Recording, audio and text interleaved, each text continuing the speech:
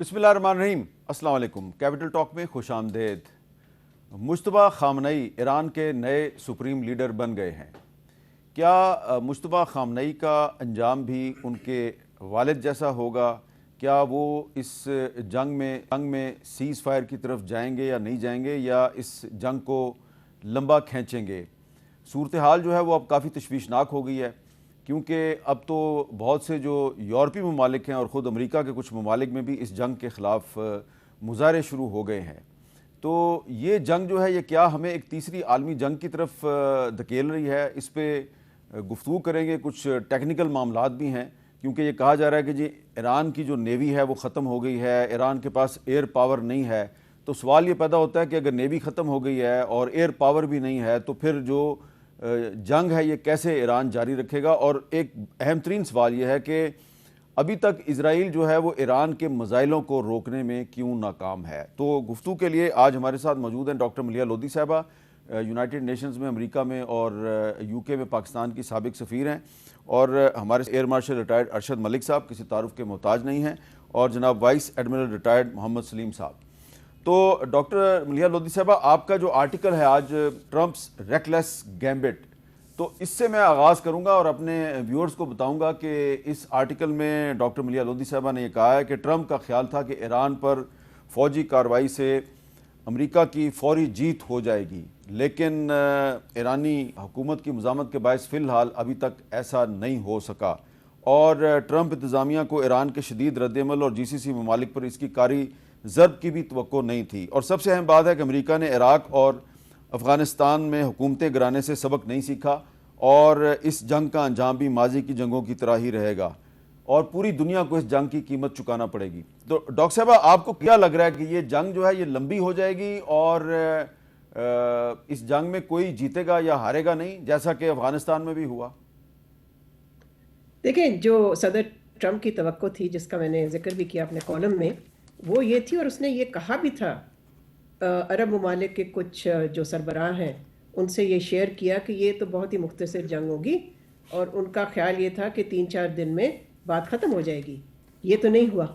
اچھا، نہ ہی ان کا کوئی اندازہ یہ تھا کہ یہ اتنی پھیلے گی جنگ، اور ایران کی طرف سے جس قسم کا رسپانس آئے گا، اسٹرانگ، ایفیکٹو، ٹارگیٹڈ، وہ بھی ان کی توقع سے باہر تھا۔ اور یقیناً یہ امریکہ کو صدر ٹرمپ اس طرف لے کے جا رہے ہیں کہ جو ماضی کی غلطیاں ہیں وہ دہرانے جا رہے ہیں۔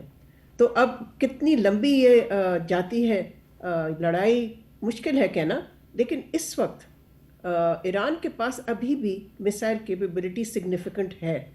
اور پھر یہ کہ انہوں نے ڈرونز کا بھی بہت استعمال کیا ہے، جس کو کہتے ہیں one way drones. One way drones جو ہیں ان کو انٹرسیپٹ کرنا بڑا مشکل ہوتا ہے، اور یہ تو پینٹاگن کی اپنی اسیسمنٹ ہے کہ یہ جو ڈرونز ہیں جو بہت ہی سستے بناتا ہے ایران، اس سے ڈیمیج بھی بہت ہوا ہے، اور وہ چیلنج بہت بڑا ہے۔ تو اس سے تو یہی نظر آ رہا ہے کہ ابھی کوئی ثالثی کے لیے سامنے نہیں آیا، کسی نے یہ آفر نہیں کیا میڈیشن کا۔ شاید اس کی وجہ یہ ہے کہ کسی کو اعتبار ہی نہیں ہے۔ صدر ٹرمپ مذاکرات کر رہے ہوتے ہیں اور پھر جنگ کر دیتے ہیں ساتھ۔ 2 دفعہ کیا، پچھلے سال بھی یہ کیا کہ ایران کے ساتھ مذاکرات ہو رہے تھے اور ان کے درمیان میں انہوں نے اٹیک کر دیا، یعنی کہ اسرائیل کے ساتھ مل کے۔ اس دفعہ بھی بالکل یہ ہوا۔ آپ کو معلوم ہے کہ عمان کے جو وزیر خارجہ ہیں، عموماً عمانیز جو ڈپلومیٹس ہوتے ہیں بہت لو کی ہوتے ہیں، انہوں نے انٹرویو دیا ایک امریکن چینل کو، اور یہ پھر سارا کچھ بتایا کہ جی we were with in reach of an agreement. تو آئی تھنک ایک وجہ جو ہے کہ کوئی ملک سامنے خاص نہیں آ رہا، ڈی ایسکیلیشن کی تو کالز ہیں، لیکن کوئی ایسا سیریس ایفرٹ نہیں ہم اس وقت دیکھ رہے جو کوئی کہے کہ جی ہم میڈیٹ کرتے ہیں negotiated end to the conflict. تو آئی تھنک جو اکنامک امپیکٹ ہے، اور اگین اس کا اندازہ ہی نہیں لگایا تھا انہوں نے کہ ایران کا جو رسپانس ہوگا، ان کو نہیں پتا تھا کہ وہ نہ صرف ملٹری ہوگا، اکنامک بھی ہوگا، اور اکنامک نے لا دیا ہے اس وقت گلوبل مارکیٹس کو۔ اچھا، اس میں آپ نے میزائلز کا ذکر کیا، تو ایک انڈین جرنلسٹ ہیں، ان کا نام ہے برج موہن، وہ اسرائیل میں تھے جب جنگ شروع ہوئی، اور اب وہ اسرائیل سے نکل آئے ہیں، لیکن انہوں نے جو بتایا ہے وہ بڑا حیران کن ہے، اور وہ بتا رہے ہیں کہ جی اسرائیل ایران کے میزائلوں کو روکنے میں ناکام ہے۔ سنیے برج موہن نے کیا بتایا۔ جب بم پھٹتا ہے نا تو وہ دیکھتا ہی نہیں کہ بھارتی ہے کہ اسرائیلی ہے. صحیح بات اور آپ کے بغل میں نا گولیاں سے تو آپ بچ جائیں گے, رائٹ لیفٹ چوٹ لگے گی, مثال سے آپ بچیں گے نہیں. اور یہ کہنے کی باتیں تھیں کہ بنکر بہت اچھے ہوتے ہیں, 100 فٹ گہرے بنکر میں ہم نے دیکھا کہ لوگ مر گئے وہاں پہ, اور آپ کو کچھ نہیں بتایا جا رہا اصلیت کیا. تو ٹیکنالوجی فیل ہے, اور جب وہ آپ کے ڈرونز اور خاص طور سے میسائلیں دکتی ہیں نا تو نہیں پتا ہمارے 200 میٹر سے ہم کتنی دوری پہ ہیں. جی ایئر مارشل ارشد ملک صاحب, یہ بتائیں کہ یہ اسرائیل جو ہے وہ اس کا دعویٰ تھا کہ اس کا جو ایئر ڈیفنس سسٹم ہے وہ بڑا زبردست ہے, تو وہ ایران کے میزائلوں کو اور ڈرونز کو روکنے میں کیوں ناکام ہے؟ بسم اللہ الرحمن الرحیم. بہت شکریہ. ہمیں صاحب اس جنگ کو آپ مسٹری وار بھی کہہ سکتے ہیں. ایک عجیب سی مسٹری چل رہی ہے اور ایک عجیب سی ایسی سچویشن کریٹ ہو گئی ہے جو کہ ایکسپیکٹڈ نہیں تھی. اب ڈاکٹر صاحبہ نے فرمایا اکنامک فرنٹ پہ, تو اکنامک صرف آئل سے ریلیٹڈ نہیں ہے. اگر آپ اس اکنامک کو آگے لے کے چلتے جاؤ تو it is a supply chain management, fertilisers, copper, you name a thing. تو یہ اکانومی جو دنیا کی ہل رہی. اسی طرح جب میسائل ٹیکنالوجی آئی تو ایران کے جو میسائل ٹیکنالوجی سب کو پتہ تو تھا, لیکن جس صلاحیت اور جس پلاننگ اور جس مینجمنٹ کے ساتھ انہوں نے اس کو ایگزیکیوٹ کیا ہے وہ سب کے لیے حیران کن تھا. اب آپ کا سوال کہ پینیٹریٹ کیسے ہوا, دیکھیے میرے خیال میں 2-3 چیزیں ہوئی ہیں. پہلی چیز یہ ہے کہ it is not only related to missile technology, اس کے ساتھ ساتھ انہوں نے ڈرون ٹیکنالوجی کا بھی استعمال کیا. اور پھر سیچوریشن ایک لفظ ہے جس میں آپ سیچوریٹ کر دیتے ہیں, بہت زیادہ لے آتے ہیں. تو انہوں نے میزائل بہت زیادہ لے کے آئے, اور ان میزائلوں کے ساتھ ساتھ وہ جو لو کاسٹ جو $20,000 سے $50,000 تک کے ایک ڈرونز ہیں وہ لے کے آئے. تیسرا جو سب سے بڑی بات ہے وہ یہ ہے کہ انہوں نے ان مسائل کو لانچ اس طرح کیا ہے, جو کہ بڑی ٹیکنیکلی بات ہے. وہ یہ ہے کہ انہوں نے 3 قسم کے مسائل ہیں. ایک ہے کروز مسائل, ایک ہے بیلسٹک مسائل, اور تیسرا کہلاتا ہے ہائپرسونک مسائل. کروز مسائل جو کہ سرفیس کے ساتھ جاتا ہے, لو الٹیٹیوڈ پہ جاتا ہے, اور وہ پریڈکٹیبل بھی ہوتا ہے, ریڈار پہ نظر بھی آتا ہے. دوسرا ہوتا ہے بیلسٹک مسائل جو کہ نظر سے دور ہو کے خلا میں جاتا ہے. جو سب سے ڈینجرس چیز ہے جو اس کا میرے خیال میں کمبینیشن استعمال ہو رہا ہے وہ ہے ہائپرسونک. ہائپرسونک مسائل بوسٹ کر کے اپنی کرو میں جا کے جب ٹارگٹ پہ آتا ہے تو اس سپیڈ کے ساتھ آتا ہے, اور اس کے آگے پھر 3 سے 4 وار ہیڈز یا زیادہ بھی نکل آتے ہیں, اور وہ پھر ٹائمر کے ساتھ ہوتے ہیں. جو اس میں ایک اور نئی چیز جو شاید انٹروڈیوس ہوئی ہے وہ یہ ہوئی ہے کہ ان کے ساتھ ECM فیچرز بھی ہیں, کہ جب وہ ہائپرسونک میسائل کے وار ہیڈز آ کے نیچے آتے ہیں, ٹرمینل فیز میں آتے ہیں, ایک تو وہ اسپیڈ سے آتے ہیں, دوسرا ان کے اگر بہت زیادہ وار ہیڈ ہونے کی ضرورت بھی نہیں, تیسرا ان کو آپ ڈیفیوز نہیں کر سکتے, ان کو آپ انٹرسیپٹ نہیں کر سکتے. جیسے میں نے آپ سے کہا کہ اس کے اندر ECM فیچرز. تو یہ تینوں جو میسائل, تو وہ جو آئرن ڈوم کی جو متھ تھی وہ ٹوٹی اس طرح ہے کہ دیکھیں یہ جو میسائل ہے نا, جو میرا اندازہ ہے کہ 1 سے 2 ملین میں میکسیمم 1 ملین سے شروع ہوتے ہیں, جبکہ جو آئرن ڈوم اور جو ان کی کاسٹ ہے وہ آپ کو پتہ ہے وہ millions of billions of dollars میں.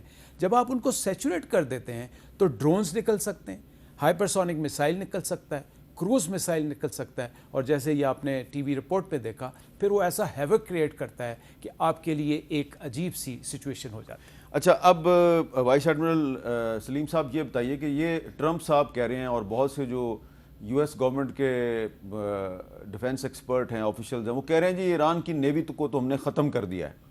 تو کیا واقعی ایران کی نیوی ختم ہو گئی ہے؟ اور اگر نیوی ختم ہو گئی ہے اور ایئر فورس بھی ان کی اتنی مضبوط نہیں ہے تو ایران اتنی جنگ کتنا عرصہ لڑے گا؟ جی حامد میر صاحب, بہت شکریہ آپ کا اپنے پروگرام میں بلانے کے لیے. یہ بڑا انٹرسٹنگ سوال ہے کہ اس کی اگر ایئر فورس بھی نہیں ہے اور نیوی بھی ختم ہوگی جیسے وہ کلیم کر رہے ہیں تو پھر وہ کیسے کنٹینیو کرے گا. پہلے میں نیوی کے اوپر پہلے تھوڑا سا بات کر لیتے ہیں. ان کی نیوی 2 طرح کی نیوی ہے. جس طریقے سے ان کی ایک نارمل کنونشنل نیوی ہے اور دوسری ان کی پاسداران انقلاب کی نیوی ہے.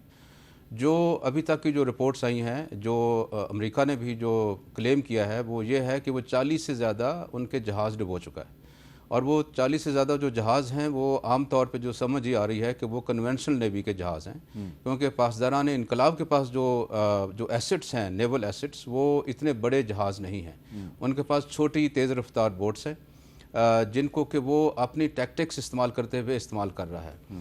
اور اس ضمن میں آئی تھنک یہ بڑا ضروری ہے سمجھنا کہ جو ایران کی جغرافی اور محل وقوع ہے وہ اس کو بہت مدد دیتا ہے. ایک پرولونگڈ ایسیمیٹرک وارفیئر کو کنٹینیو کرنے کے لیے. اس کانٹیکس میں میں سمجھتا ہوں کہ اگر اس کی یہ نیوی جو کنونشنل نیوی ہے وہ ختم بھی ہو گئی ہے یا کافی حد تک ڈیگریڈ ہو چکی ہے, تو جو اس کی پاسداران انقلاب کی نیوی ہے اور اس کے علاوہ جو اس کے پاس ایسٹس ہیں جو کہ عریبین گلف کے اندر اس نے اسپریڈ اکراس کیے ہوئے ہیں آل along اٹس کوسٹ, اور جو آف کوسٹ بھی اس کے پاس کچھ ایسٹس ہیں, وہ اس کو یہ اس قابل بنا دیتے ہیں کہ وہ کافی حد تک جو عریبین گلف ہے اس کے اندر بھی جو اس بحری جہازوں کی جو موومنٹس ہیں ان کو وہ انفلوئنس کر سکے, ان کے اوپر اثر انداز ہو سکے. بلکہ جو آبنائے ہرمز ہے جو کہ ایک چوک پوائنٹ ہے جہاں سے کہ ٹریڈ نے گزرنا ہے, اس کو بھی وہ کافی حد تک انفلوئنس کر سکتا ہے. تو اس کے پاس جو یہ وسائل ہیں یہ اس کے پاس موجود ہیں, اور یہ اس کو یہ اس قابل بناتے ہیں کہ وہ ایک لمبی جنگ کھیل سکتا ہے, ایسیمیٹرک یا اس کو ہم غیر روایتی جنگ بھی کہہ سکتے ہیں. سمندر کے اندر وہ یہ جنگ کو لے کے جا سکتا ہے. اچھا ڈاکٹر ملیحہ لودھی صاحبہ, ایک چائنیز ڈیفینس ایکسپرٹ ہیں پروفیسر جیانگ زوئی کن, وہ بڑی خطرناک باتیں کر رہے ہیں. ایک چھوٹا سا میں کلپ ان کا آپ کو سناتا ہوں, دیکھیں جی وہ کیا کہہ رہے ہیں.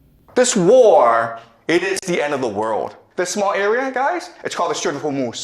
It's really the center of the world. This one area is the nexus, the pivot of the world. From the GCC, you have 20% of all the world's oil flowing through this narrow strait. Where does it go, guys? It goes to Asia, India, Pakistan, South Korea, China. If Hormuz closes, we're going to have oil in about 8-9 months. The entire Japanese economy would collapse in 8-9 months. If the GCC collapses, the American economy and the American empire both collapse at the same time. جی doctor صاحبہ, یہ تو بڑا انہوں نے خوفناک scenario پیش کیا ہے. یہ کہہ رہے ہیں جی کہ یہ تو ہم اینڈ آف دی ورلڈ کی طرف جا رہے ہیں اگر یہ جنگ ختم نہیں ہوتی. آپ کہہ رہی ہیں کہ کوئی بیچ میں صلح کرانے کے لیے تیار ہی نہیں ہے, کسی کو ٹرمپ پہ اعتبار ہی نہیں ہے, تو پھر انجام کیا ہوگا؟ کیا ہم تھرڈ ورلڈ وار کی طرف جا رہے ہیں؟ میرا خیال ہے ہمیں نظر اس پہ بھی رکھنی چاہیے کہ اس وقت ٹرمپ پہ کس قسم کے پریشر آ رہا ہے. پہلے تو پریشر اس پہ آ رہا ہے عرب ملکوں کی طرف سے, جی سی سی ممالک کی طرف سے, جہاں پر آپ کو معلوم ہی ہے بہت نقصان ہو رہا ہے, اور انرجی کے حوالے سے تو زیادہ ہی ہے, بلکہ اب تو آئل کی جو قیمت ہے پر بیرل وہ $100 سے کہیں زیادہ یعنی کہ پار کر چکی ہے. سو اس سے تو گلوبل انرجی مارکیٹس جو ہیں وہ بالکل شیک اپ ہو گئے ہیں. تو ظاہر ہے ایک جو اسٹریٹجی کا مقصد تھا یا ہے ایران کا یہ اٹیکس کرنے کا جی سی سی ممالک میں, اور اسپیشلی ان کے انرجی انفراسٹرکچر پہ, مثال کے طور پہ LNG جو فیسلٹی ہے سب سے بڑی قطر میں وہ اٹیک ہو چکی ہے, سعودی عربیہ میں ان کی سب سے بڑی آئل ریفائنری اٹیک ہو چکی ہے. تو اس کا مقصد کیا ہے؟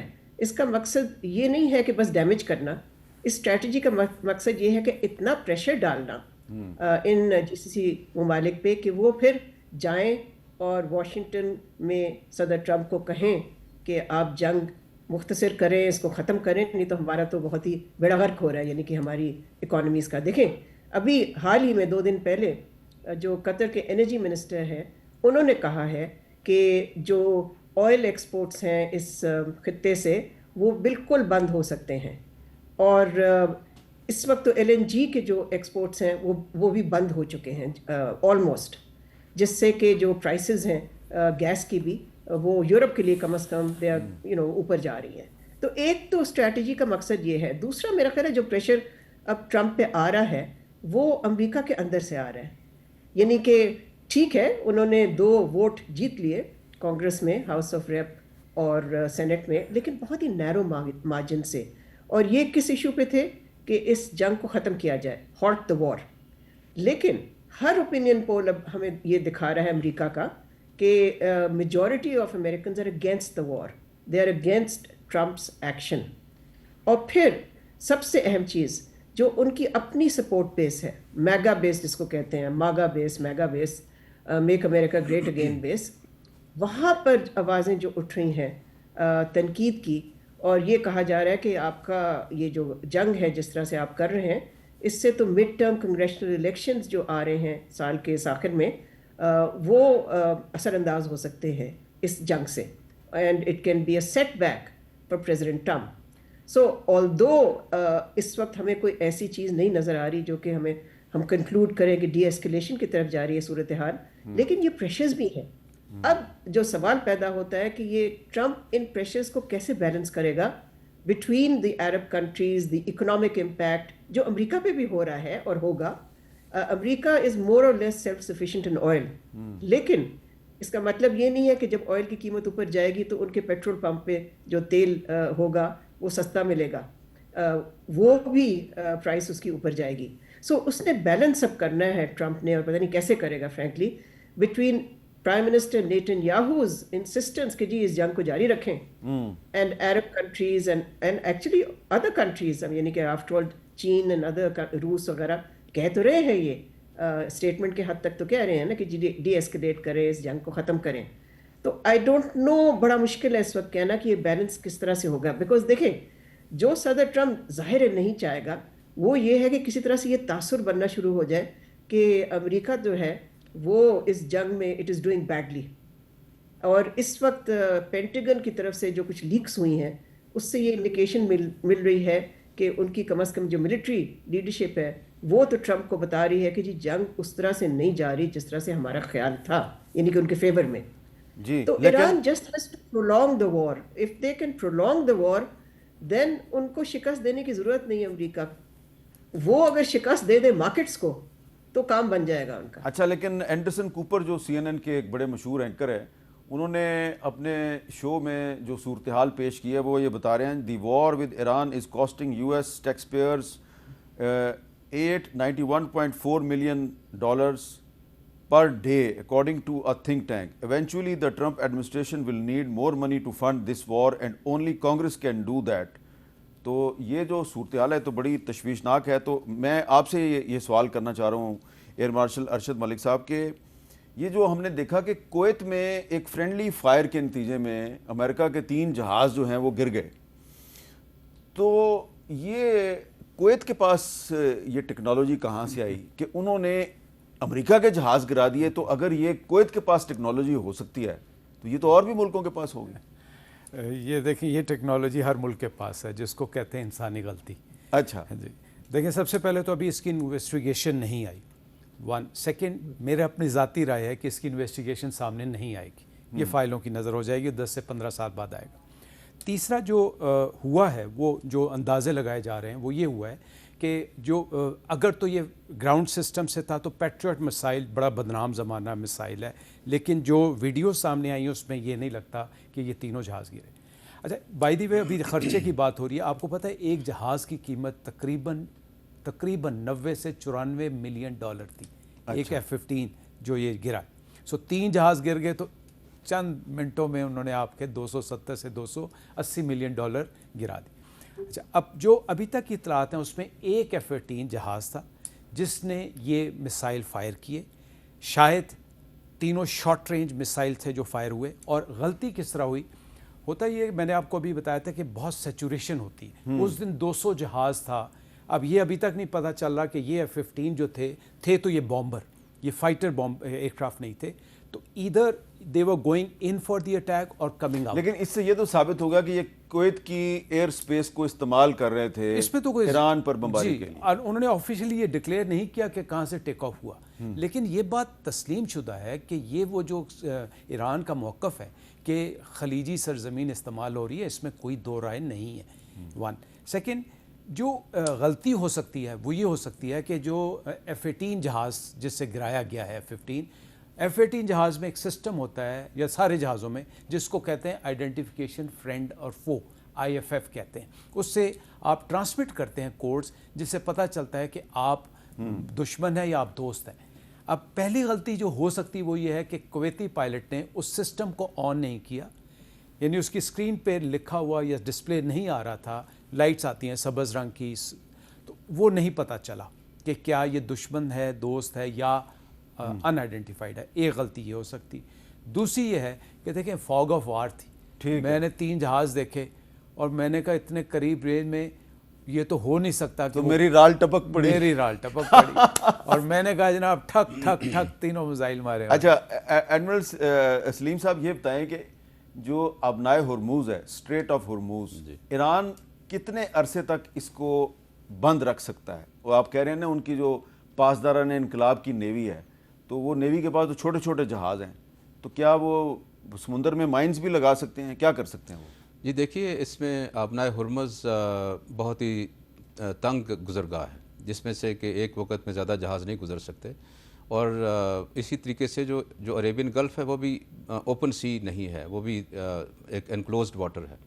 ان دونوں جگہوں پہ ایران بڑا ایفیکٹولی اپنے جو اس کے پاس پاسداران انقلاب کے پاس ایسٹس ہیں ان کو استعمال کر سکتا ہے, جس میں کہ اس کے پاس جو چھوٹی اور تیز رفتار بوٹس ہیں جن کو ہم کاما کازی رول میں بھی وہ استعمال کر سکتے ہیں. اس طریقے سے وہ ریموٹلی کنٹرول بھی ان کو کر سکتے ہیں. اسی طریقے سے ان کے اوپر راکٹ لانچز بھی نصب ہیں اور کیے بھی جا سکتے ہیں.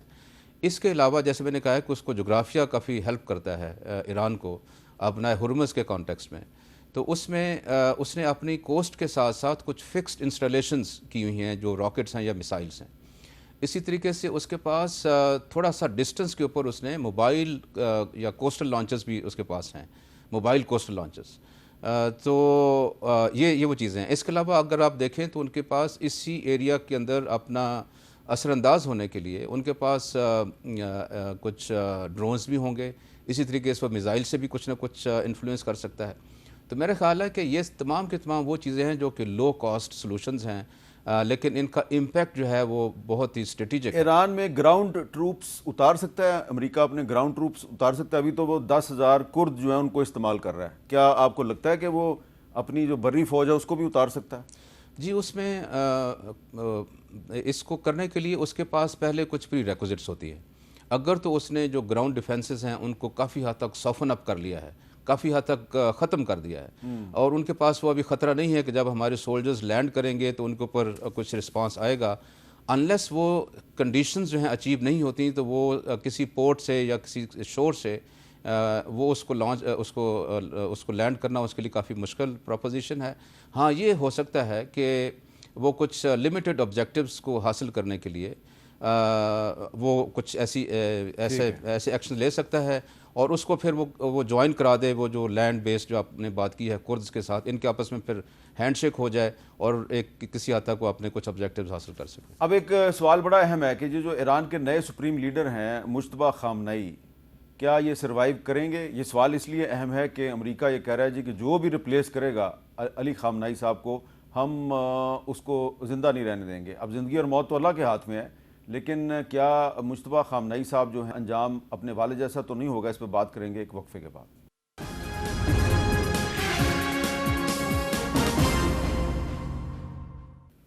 کیپٹل ٹاک میں دوبارہ خوش آمدید.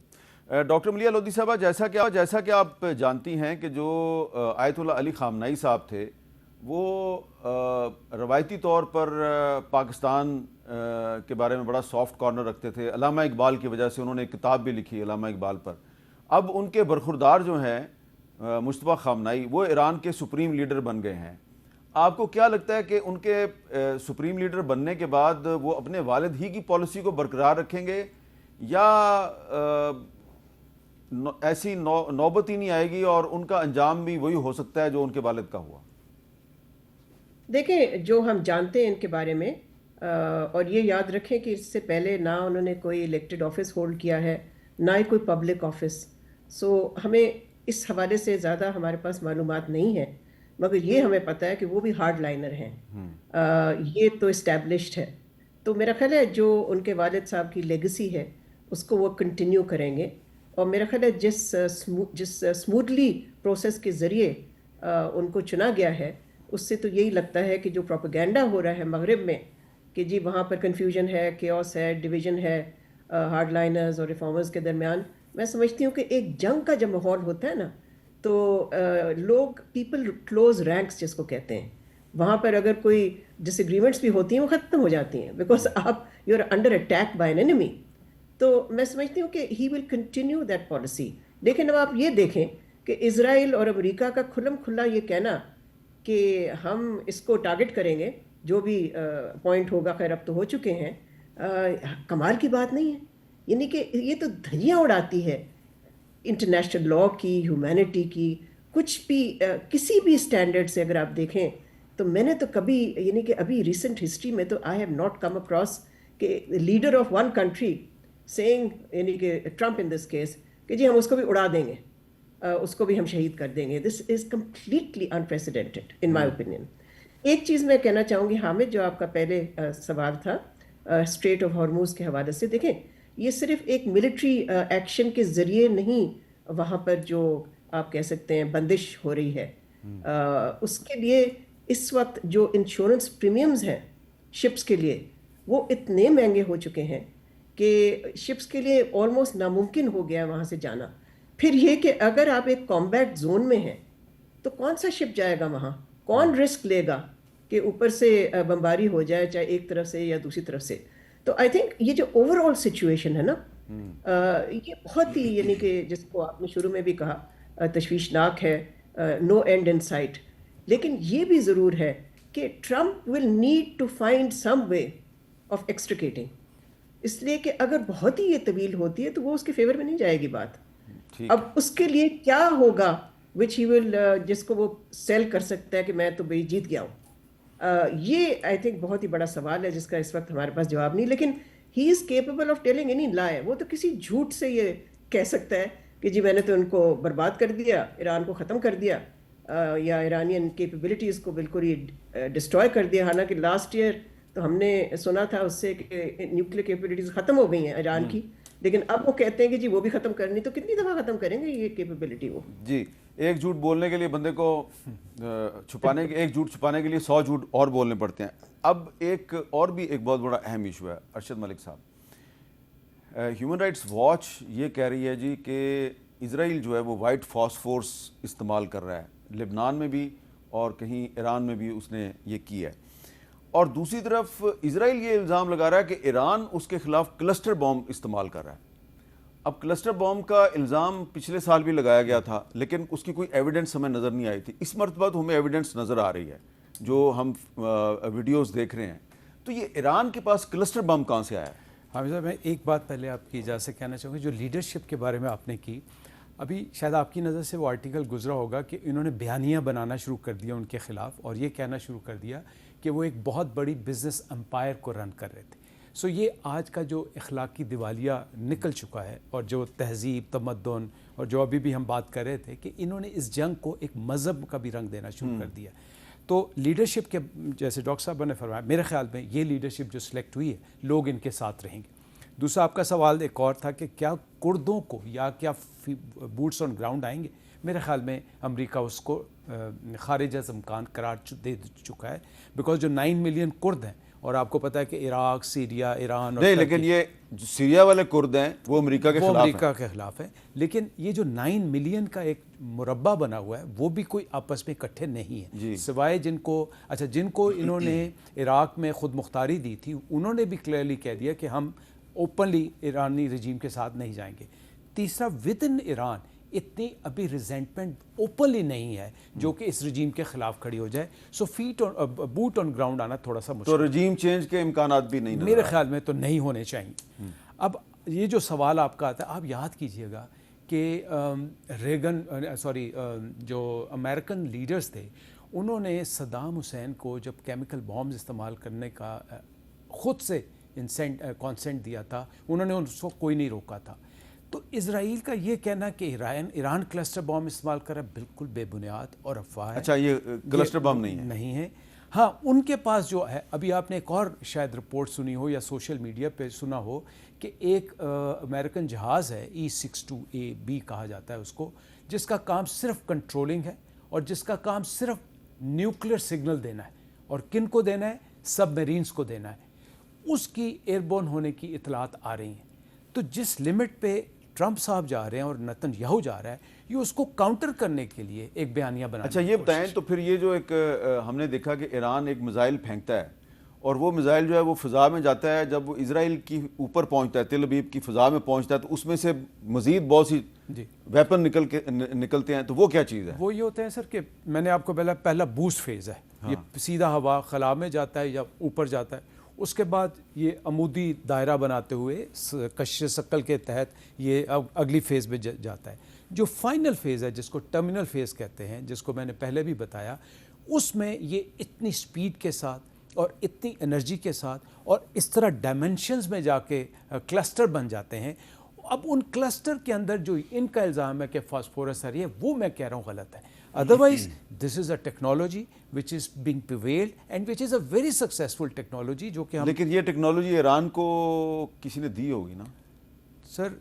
کسی بھی ملک کو آپ کبھی نہیں روک سکتے جب وہ سیلف ڈیفنس پہ آتا ہے کہ وہ کہاں سے کیا لے, ایک بات. اور دوسرا ایران کو یہ بھی کریڈٹ دیں کہ ان سالوں میں اس نے اپنی R&D کو مینٹین کیا ہوا. تو اس نے اپنی ایئر فورس مضبوط نہیں کی, اس نے میزائل سسٹم مضبوط بنایا. آج کے دور میں اسرائیل اور جو امریکہ ہے یہ ماننے کی بات ہے کہ ان کی جو ایئر پاور ہے وہ اس ان میچیبل, اس کو آپ میچ نہیں کر سکتے. تو انہوں نے بڑی ایک میرے خیال میں دانش مندی کا سبق لیا.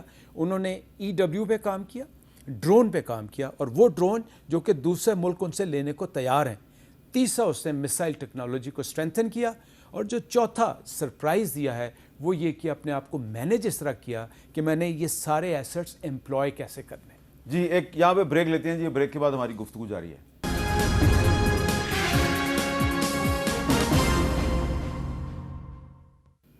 کیپٹل ٹاک میں دوبارہ خوش آمدید. جی ایڈمرل سلیم صاحب, اب آپ کیا سمجھتے ہیں کہ یہ جنگ امریکہ الٹیمیٹلی جیت رہا ہے یا نہیں جیت رہا؟ جی میر صاحب, میرا خیال ہے کہ یہ کہنا کافی مشکل ہے کہ کون سی سائڈ ابھی جیت رہی ہے. It is premature to say. لیکن میرے خیال میں جو اسرائیل ہے it has played its master stroke. وہ کس طرح کہ آج سے اگر آپ اسی خطے کو دیکھیں 30 سے 40 سال پہلے, تو اس میں کافی سارے ممالک ایسے تھے جن کی حالت آج سے کافی بہتر تھی, جس میں آپ عراق کو لے لیں, سوڈان کو لے لیں, سیریا کو لے لیں, لبنان کو لے لیں, and to some extent Libya کو بھی لے لیں. تو اس خطے کے سارے ممالک, ان کے اندر کسی حد تک ایک سینٹرل پولیٹیکل اتھارٹی موجود تھی, اور ان کی society was a functioning society. اور اب آج کی حالت ان کی یہ ہے کہ ان کے اندر سینٹرل پولیٹیکل اتھارٹی نہیں ہے, اگر ہے تو بہت ویک ہے, اور ان کی سوسائٹیز فریکچرڈ ہے, اور اس کو لوگ عام طور پہ مینجڈ کیوس کے نام سے یاد کرتے ہیں.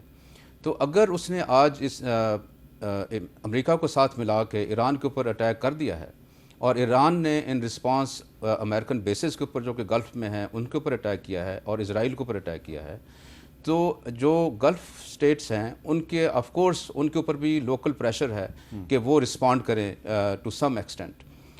اس ضمن میں میرا خیال ہے کہ اگر تو گلف سٹیٹس یہ کام کرتی ہیں اور ایران ان کے اوپر دوبارہ اٹیک کرتا ہے, اور گلف سٹیٹس ان کے اوپر رسپونڈ کرتی ہیں, تو they will be playing the game plan of اسرائیل.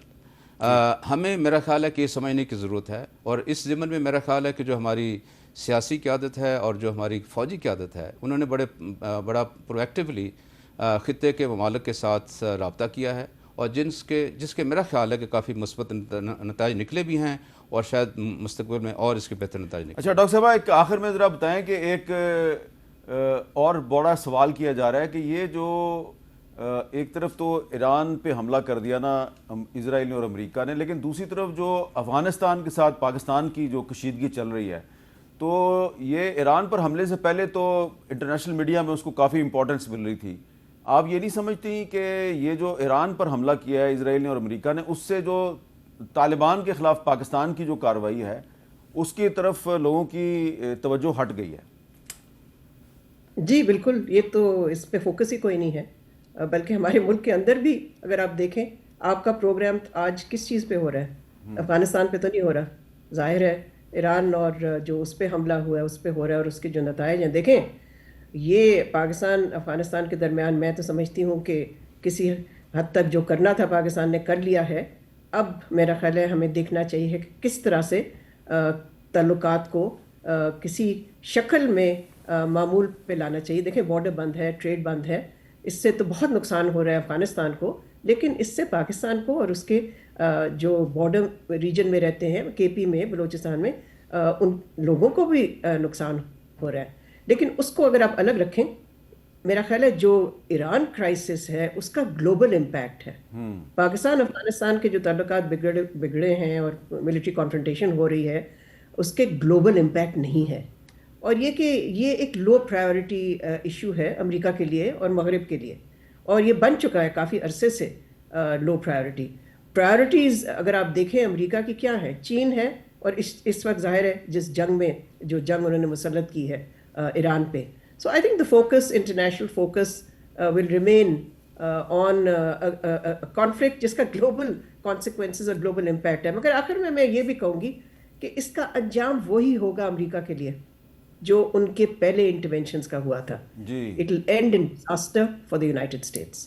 जी, बहुत शुक्रिया डॉक्टर मलिहा लोधी साहबा, बहुत शुक्रिया एयर मार्शल अरशद मलिक साहब और जनाब वाइस एडमिरल मोहम्मद सलीम साहब, आप बहुत शुक्रिया. और ये जो हिस्ट्री है वो यही बताती है कि अमेरिका ने वियतनाम में मुदाखलत की, वहाँ से उसको नाकामी का सामना करना पड़ा, फिर वो अफ़गानिस्तान में आया, इराक़ में आया, अब ईरान में चला गया है.